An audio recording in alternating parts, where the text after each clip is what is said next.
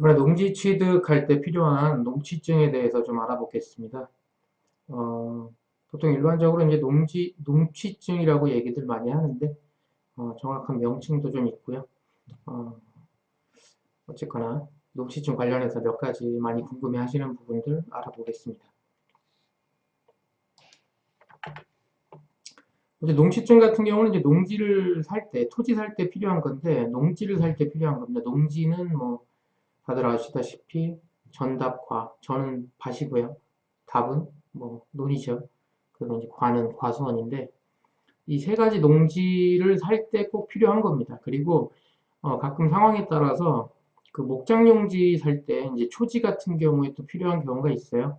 이제 일반적으로는 뭐 전답과 이 세 가지 살 때만 꼭 필요하고, 뭐 아예 뭐 어떤 상황에선 필요하고 어떤 상황에서는 안 필요한 게 아니고, 농지를 취득할 때 대부분은 사겠죠. 예, 그럴 때는 뭐 무조건 필수로 있어야 되고, 이 농지증이 없게 되면은 취득이 안 됩니다. 그러니까 내가 이제 그 많이 걱정하시는 게, 이제 경매나 이런 거 낙찰 받을 때, 낙찰은 받았는데 뭐 경매 그쪽에서 이제 뭐 농취증을 뭐 보름 안에 내라, 일주일 안에 내라 이러는데 어떻게 해야 되나, 이거 많이 물어보세요. 네, 그래서 그럼 이걸 어디 가서 신청을 받고 자격증을, 농취증이라고 하는데 이 자격증을 어디 가서 받아야 되냐, 안 나오면 어떡하나, 이런 거 걱정하시거든요. 그 부분에 대해서 하나씩 좀 알아보도록 하겠습니다. 일단 농지 전답과 이 세 개가 있어서 취득할 때 필요한 게 농지증이고요. 그 농지 취득 자격증이라는 거는 뭐 이렇게 주민등록증처럼 이렇게 자격증이 나오느냐, 운전면허증처럼, 예, 이렇게 발급되는 게 아닙니다. 많이들 착각하시는 게, 이게 무슨 농지 취득 자격증이라고 생각을 하세요. 예, 그래서 어디서 허가받고 이렇게 하는 건데, 예, 발급받는 것이 아닙니다. 농지증에 대해서 일단 서류를 한번 보면요, 서류가 뭐 복잡한 게 없어요. 간단합니다. 예, 서류는 뭐 이렇게 기본적인 인적사항만 쓰면 되는데, 여기서 중요한 거는 위에 보시면 농지 취득 자격 증명 신청서라고 되어 있어요. 예, 농지 취득 자격 증명 신청서. 자격증을 발급받는 게 아니고 그냥 신청하면 되는 겁니다. 많이들 물어보시는 게, 이제 농지증 신청했나요? 그래서 예, 신청했습니다. 그러면 저는 왜 농지증 안 줘요? 예, 이건 매수인이 어, 이렇게 뭐 지자체에서 발급을 받아서 가지고 있는 게 아니고, 매수인이 내가 이런 걸 할 거니까 농지취득 자격증명을 신청하겠다 해서 신청을 내는 거지, 그러니까 매수인이 내는 거지, 매수인이 뭐 허가받아가지고 받는 게 아니라는 거예요.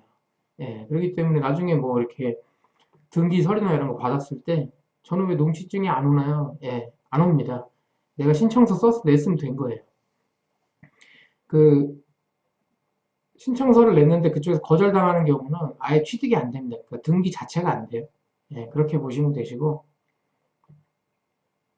일단 농지증 부분 잠깐 보시면 뭐 농지 취득자, 뭐 이건 땅을 산 사람, 취득자겠죠. 그 사람이 신청하는 거니까 신청인으로 써 있고요. 거기에 이제 뭐 어디 땅을 샀는지, 어디 땅을 취득하는지 이렇게 밑에 주소를 쓰게 돼 있고, 뭐 기본적인 인적사항, 이름하고 주소, 그리고 뭐 주민등록번호 이렇게 쓰게 돼 있어요. 그 오른쪽에 보시면 취득자 구분이라고 돼 있는데, 빨간 표시되어 있는 부분. 일반적으로 예, 다 주말 농장으로 많이 하세요. 그 농사를 짓는 사람들 아니면. 근데 옆에 보시면 총 이제 네 가지가 있는데, 농업인이라고 되어 있습니다. 이거는 뭐 농사 짓는 분이 한마디로 자기가 그냥 농사 계속 지으려고 이렇게 사는 분들, 이런 분들이 있고, 농업인이라고 되어 있는 건 왜 되어 있냐면은, 어, 그 농업인이 사는 경우에는 취득세를, 농지 같은 경우는 할인을 해줘요. 제 다른 영상 보시면 취득세 관련된 거 있거든요. 그쪽 보시면 좀 도움이 되는데, 일반적으로 농지는 이제 취득세가 3.4%인데, 뭐 농업인이라든가 별도의 이제 혜택을 받는 사람들이 있거든요. 그런 분들은 이제 2%만 내면 되기 때문에, 그런 거를 이제 확인하려고 저기 이제 칸이 있는 거고, 그 다음에 이제 신규 영농은 일반적으로 그냥 농업 경영이라고 보시면 돼요. 그냥 농지 살 때 일반적으로 다 그 뭐 농지 왜 삽니까? 예, 농사 지으려고 사는 거죠. 근데 뭐 저는 농지 그냥 투자하려고 사는 건데요.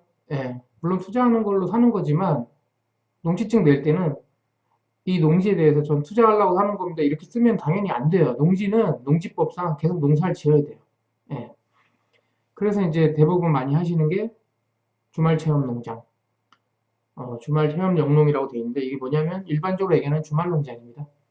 예, 주말 농장은 조건이 좀 있어요. 다 되는 게 아니고 일반적으로 얘기하는 1000제곱미터, 300평 미만만 가능합니다.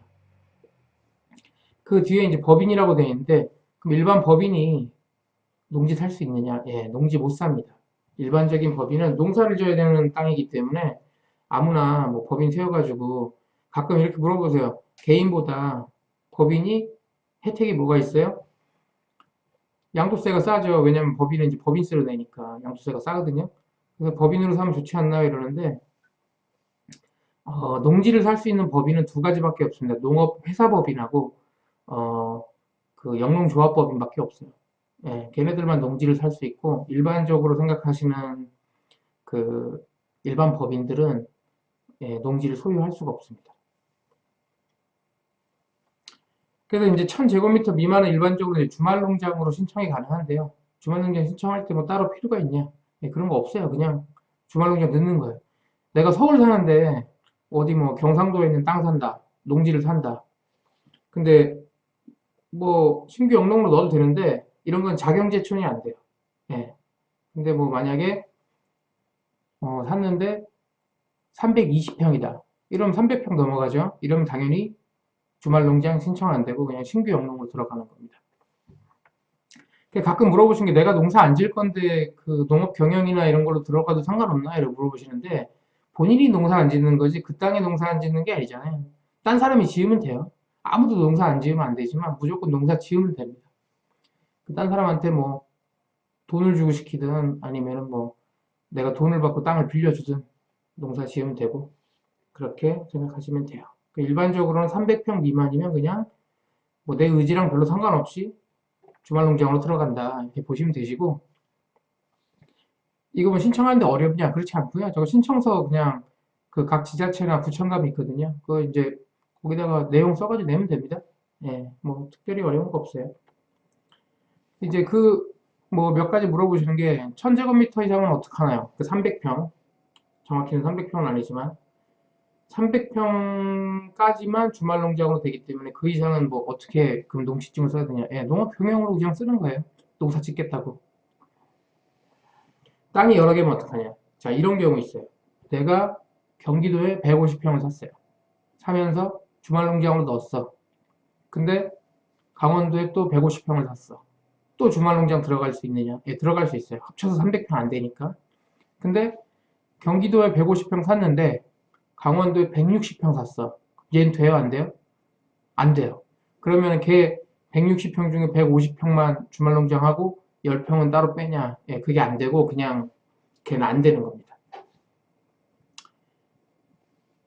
그러면은 이제 내 이름으로 300평 있고 뭐 아들 이름으로 있고 와이프 이름으로 또 300평 있고 이러면 되냐? 안 돼요.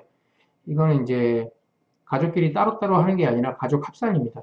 내가 100평, 와이프 200평 이러면 되지만 내가 300평, 와이프 100평 이러면 와이프 거는 등록을 못 해요. 주말 농장으로. 그때는 이제 신규 영농이나 농업 경영으로 이제 신청을 하셔야 되는 겁니다. 농지증이 잘 발급이 안 되지 않냐 뭐 이렇게 물어보시는데 그런 거 없습니다. 그냥 신청하면 다 발급해줘요. 근데 농지증 발급 받아는 농사 안 지으면 어떡하냐? 예, 법적으로는 농지는 무조건 농사를 지어야 되기 때문에 농지증 발급 받았는데 발급 받고 어쨌거나 근데 농사 짓겠다고 쓴 거잖아요 거기다. 농사 짓겠다고 써놓고 뭐 농사 안 지으면 어떻게 되겠어요? 예, 농지법 위반이에요. 그러면은 일반적으로는 이제 뭐 경고장이나 아니면은 이제 청문회 오라고 합니다. 그 동네에서 내가 이제 경기도에 땅 샀는데 농사 짓겠다고 샀는데 주말 농장은 그런 경우는 거의 없는데 이제 농사 짓겠다고 한 1000평, 2000평 샀어요. 근데 농사 안 져. 동네 사람들이 보니까 아무도 농사 안 져. 그럼 이제 청문회 불러요. 어떡할, 그럼 뭐 이렇게 나오겠죠? 그럼 뭐라 하면 되냐면 농사 지을게요 하면 돼. 시간이 없어 못 지었다. 짓겠다. 예, 그럼 그냥 넘어갑니다. 예, 근데 계속 그러면 이제 문제 되죠.